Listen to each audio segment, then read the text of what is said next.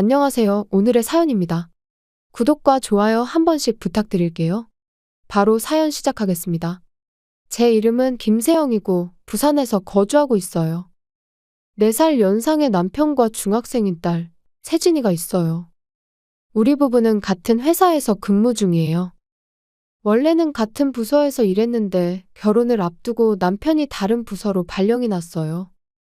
지금 남편은 야근이 거의 없는 총무부에서 일하고 있어요. 남편은 부서가 마음에 드는지 영업부에 있을 때보다 더 활기차게 일하고 있어요. 야근이 없는 게 너무나 마음에 든다며 일찍 퇴근하니깐 저녁도 당연히 준비해주겠다는 열의를 보였어요. 적극적으로 집안일을 도와주기 시작한 거죠. 지금은 야근이 많은 저보다 요리 솜씨도 청소나 빨래 마무리도 완벽해요. 그런 남편에 대해 사춘기에 접어든 딸은 아빠가 해주는 밥이 더 맛있다며 남편을 피하는 법도 없고 사이좋은 부녀지간이에요. 오히려 제가 일찍 퇴근할 때면 아빠 밥 먹고 싶은데 오늘은 엄마 밥 먹어야 하는 거냐며 장난도 치며 사춘기 특유의 건방진 태도도 보이기도 해요.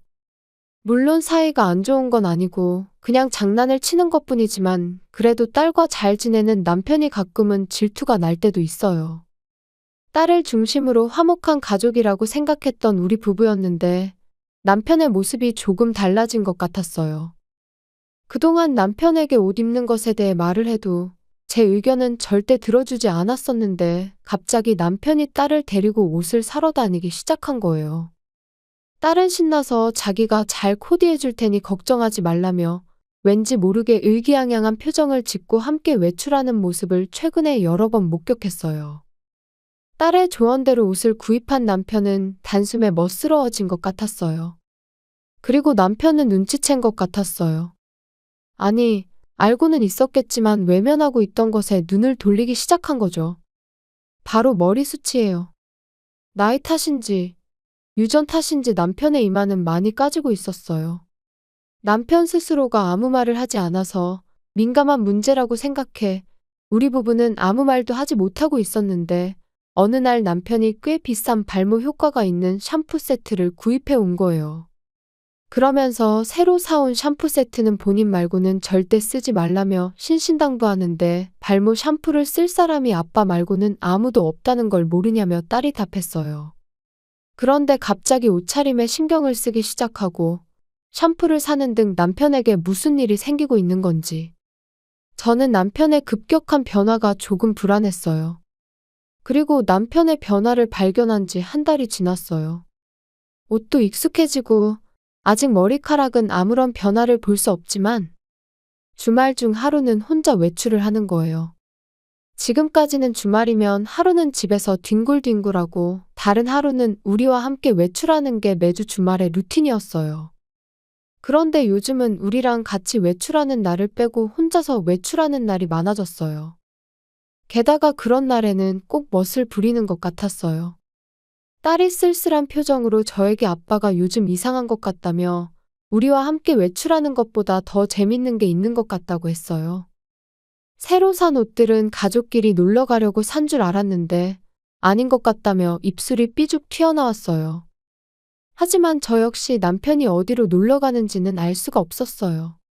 그래서 딸에게 다음 주에는 꼭 다 같이 놀러 갈 수 있도록 아빠에게 말해놓겠다고 하고 남편에게 요즘 주말이면 혼자서 어딜 나가는 거냐고 추궁해봤어요.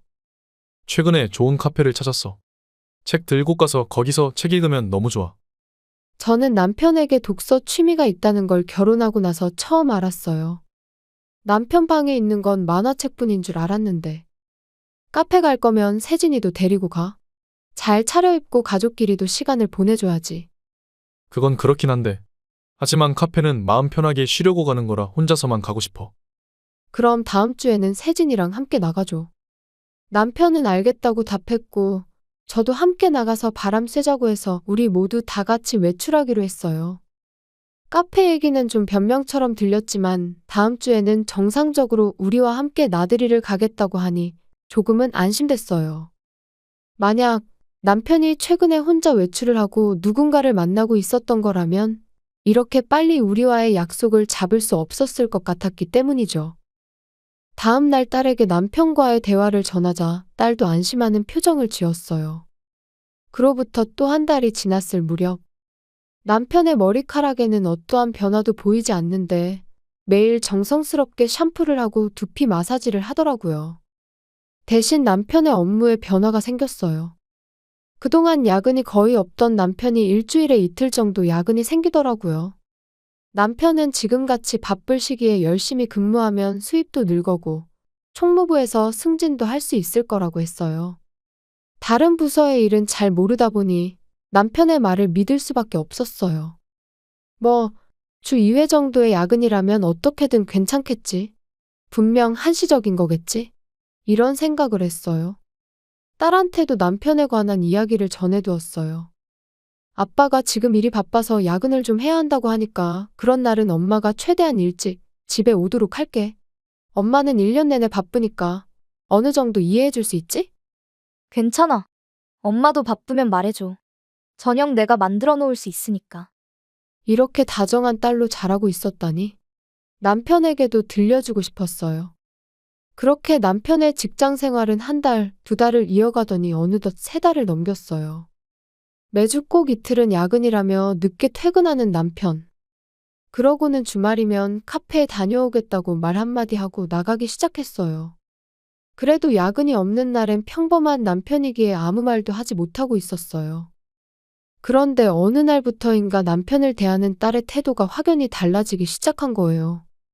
남편이 만든 음식은 먹지 않고 빨래도 같이 하지 않고 혼자서만 하고 남편이 청소하러 방에 들어가는 것도 못하도록 했어요. 남편을 완전히 피하기 시작한 거죠. 저는 즉시 딸에게 그 이유를 물어봤어요. 지금은 말하고 싶지 않아요. 저한테도 말하고 싶지 않은 것들이 있다고요. 라며 이유를 말해주지 않았어요. 사춘기의 시작인가? 아니면 다른 이유가 있는 건가? 저는 구분할 수 없었고 잠시 지켜보기로 했어요. 그런데 어느 날 평소처럼 남편이 야근하는 날이었어요.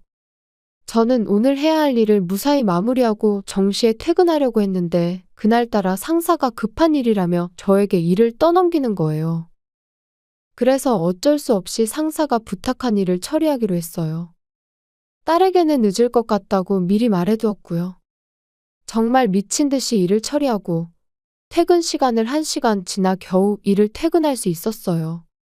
그리고 집에 도착해 현관문을 열고 복도로 들어서니 알몸으로 머리에 피를 흘리며 쓰러져 있는 남편이 보였어요. 저는 갑작스러운 광경에 너무 놀라 입이 다물어지지 않았어요.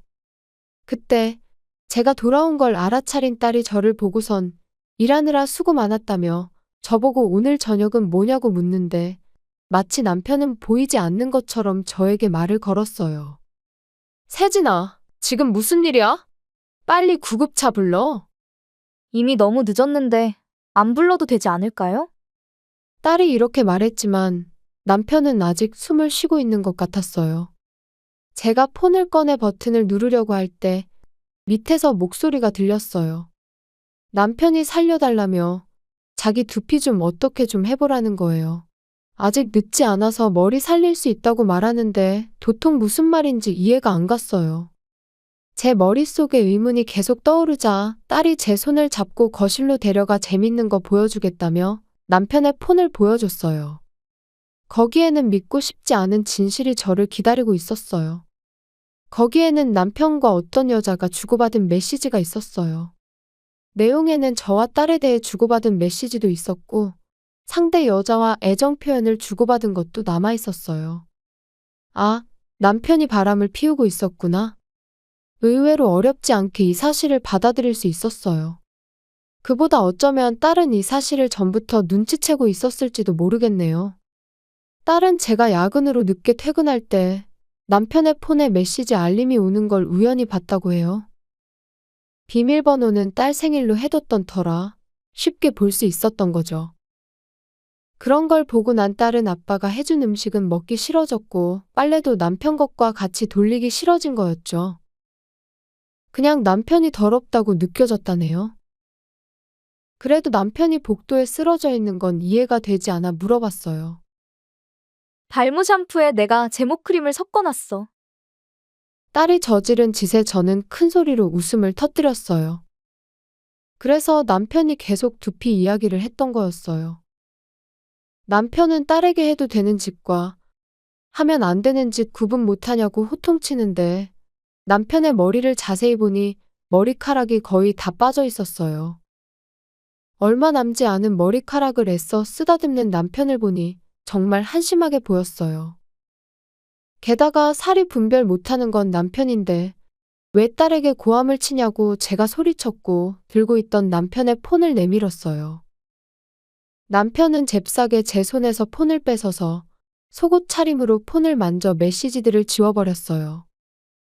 그러자 뒤에서 웃는 소리가 들리는데 딸이 이런 거 다 예상되는 행동이라며 처음부터 똑바로 행동했으면 이런 일도 없었을 텐데 라며 이미 메시지들은 다 사진 찍어서 저와 할머니 폰으로 전송해놨다고 했어요. 시어머니에게 사진을 보냈다니 남편의 앞날이 어떻게 될지 기대됐어요. 참고로 남편의 출혈은 이미 멈췄더라고요. 제모 크림이 들어있는 샴푸를 사용하다가 머리카락이 많이 빠지는 거에 놀라 발을 헛디뎌 욕조 모서리에 머리를 부딪힌 거였더라고요. 다친 데가 머리라 부상 정도에 비해 출혈이 많았던 것 같고 금방 일어나서 별일 아닌 것처럼 움직였어요. 구급차를 부르지 않은 게 잘한 일이었죠. 그 후 30분 정도 지났을 때 시부모님이 화난 모습으로 오셨어요. 물론 딸이 보낸 사진을 보고 오셨겠죠. 우리 집에 온 시부모님은 먼저 저에게 사과하셨어요. 이런 일이 생겨서 미안하다며 자신들이 아들 잘못 키운 것 같다고 사과하시는데 시부모님이 정상이셔서 천만다행이었어요. 혹시라도 남편 편을 들면 어쩌나 싶었는데 그런 일은 다행히 없었네요. 남편은 빠진 머리카락에 넋이 나간 채 바닥에 주저앉아 있었어요. 시아버지의 추궁이 이어졌는데 그 여자는 누구며 언제부터 이런 짓 했냐며 호통치는데 남편은 4달 정도 됐고 자기는 유혹에 넘어간 것 뿐이라고 했어요. 그러자 시아버지가 넘어간 것도 다 마음이 있으니까 그런 거라며 변명하지 말라고 소리치셨어요. 시어머니는 저에게 이렇게 물었어요. 며느라, 너희들이 이별을 택한다고 하면 아들한테 당장 이혼 신고서에 사인하라고 할 거야. 아니면 다시 시작하는 것은 어때? 저와 딸은 시어머니의 말이 끝나자마자 이런 상황에서 아무렇지 않게 계속 살기 힘들다고 위자료와 양육비 받고 앞으로 모든 관계를 끊고 싶다고 말했어요. 저와 딸의 결심을 들은 시어머니는 혹시나 해서 챙겨온 이혼 신고서가 있다며 저에게 서명하라고 했고 마땅히 의견을 존중한다고 했어요.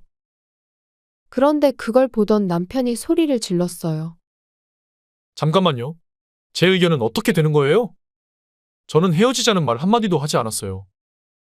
남편은 이 지경에 이르러서도 헤어질 생각이 없다고 말하는데 저는 더 이상 남편과 대화할 엄두가 나지 않았어요.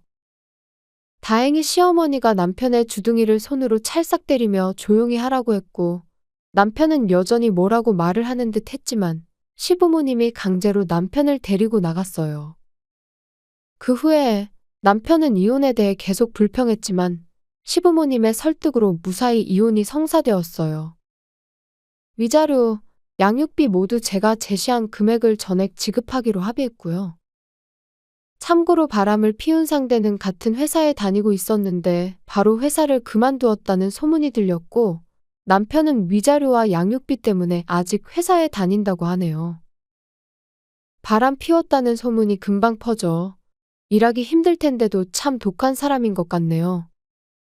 그리고 한 가지 더 이야기할 건 제모 크림으로 사라진 남편의 머리카락이 전혀 자라지 않고 있다는 거예요. 저는 이게 딸의 저주라는 생각이 들어요. 정말 상상만 해도 꼬시네요. 딸과 저는 새 아파트를 얻어 이사했어요. 딸이 집안일도 도와주고 해서 잘 적응하며 행복한 시간을 보내고 있어요. 시부모님과도 주기적으로 연락 주고받고 있고 고민이 있을 때면 상담도 받고 있네요. 딸에게 아빠가 없는 만큼 외롭지 않도록 애정을 듬뿍 담아 앞으로 친구 같은 엄마가 돼 주도록 최선을 다해보려고 합니다. 시청해주셔서 감사합니다. 그럼 다음 영상에서 다시 뵙겠습니다.